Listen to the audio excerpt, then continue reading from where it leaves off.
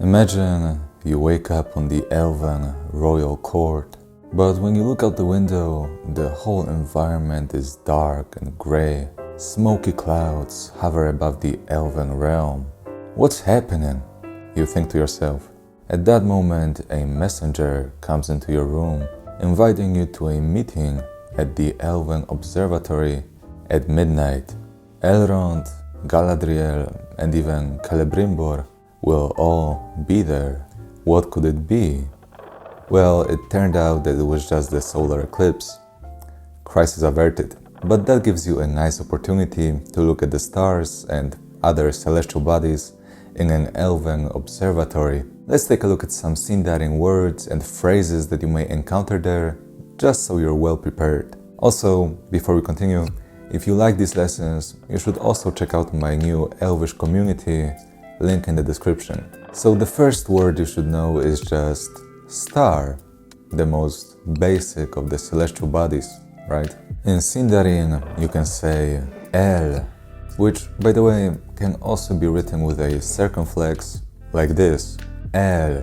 But the pronunciation of this word can easily be mistaken with the word El, which is one of the words for an elf. So my theory is that the Elvish scientific community would use the word Elen for star. Then the plural of this word, which can be quite useful when talking about the stars, would be Elin, just meaning a few stars, some stars, or maybe even a single constellation. But if you'd like to refer to all of the stars on the night sky, you'd have to use the word Elenath, which is what's called a collective plural form of the word Elen. Now, if we delve into some newer Sindarin sources, we could get a more specific word for a constellation of stars. It comes from the noun tin, which refers to a spark of any kind. Then, if you were to create a collective plural again, but this time from this noun, we would get tinyath, meaning a group of stars or a constellation. Another word that might be used as star is gail. However, its literal meaning is silver spark, and in this way it can refer to basically anything sparkly on the night sky. So I like to think of this word as the official Sindarin word for a celestial body. But that's just a theory, a Sindarin theory. Then we should know the words for the sun and the moon. The sun in the Tolkien universe is referred to as Anor, but the word for moon is more complicated. As you know, the word moon can refer both to Earth's only moon, working as a proper noun, but it can also refer to just any moon, like when we're talking about different planets, right? So in the first usage of the word, this poetic, proper name for the moon in the Legendarium is Ithil. The second one can be translated to Raum, which literally means the wanderer. Since this word can refer to multiple moons, it can exist in the two plural forms. The normal one is Roen, just meaning a few moons, and the collective one, referring to all moons of a kind, is Rongath.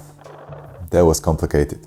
Now, I'm not sure if Mr. Tolkien specified anything regarding the planetary system in which Middle-earth exists, and so we don't really have a word for planet in Sindarin. But if we had to choose one, I would pick Coron, which refers to a globe of any kind.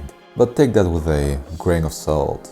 I don't know if it would be of any use in an elven observatory. Now, while we're at it, let's create our own Sindarin word. Basically, when observing and analyzing various celestial bodies, astronomers are often focused on the paths that these objects follow, right? This is the basis of understanding the planetary system in which we exist. So a cool thing about Elvish languages is that oftentimes you can just string two two words together without any prepositions or anything like that and create a new, perfectly valid word. I've made a few shorts here on YouTube about the meanings of the names of characters within the Legendarium, and this is mostly how they're made. Think of Aragorn, Elrond, Legolas. These are just two Sindarin words strung together, sometimes changed a little bit. So if you want to have a word for the path of a celestial body, or even the orbit, maybe, we could take the word for path, which also means pass or track, so it seems perfect, right? And this word is Rad. And then let's just take the word teen, which we've learned earlier, stick them together, and you'd get something like Teenrad, probably without the circumflex on the first syllable. Now, this is just a fun exercise in Sindarin word creation, just a way for you to understand that you can create your own Neo-Elvish words from 2 or 3 different ones. If you can't find an existing translation, and after all, this is how languages evolve. Now, we can create a nice sentence using something we've learned today. Imagine an elf, for example Legolas, saying goodbye with the phrase, "May the sun shine on your road." It's quite poetic, right? It definitely fits the elvish way of living. Now, the verb stem to shine in Sindarin is sila. Then you already know the word for sun, and one of the words for road is man, which is quite funny. So the full expression would be something like Silo anor bomenlin, and I'd like to leave you with that. So that's it for today. Thank you for being here. I really liked going to these Sindarin lessons. After a few years, the next few videos will be a little different, but they'll also be connected with Elvish. So anyways, thank you for today and see you next time. Na Vaer.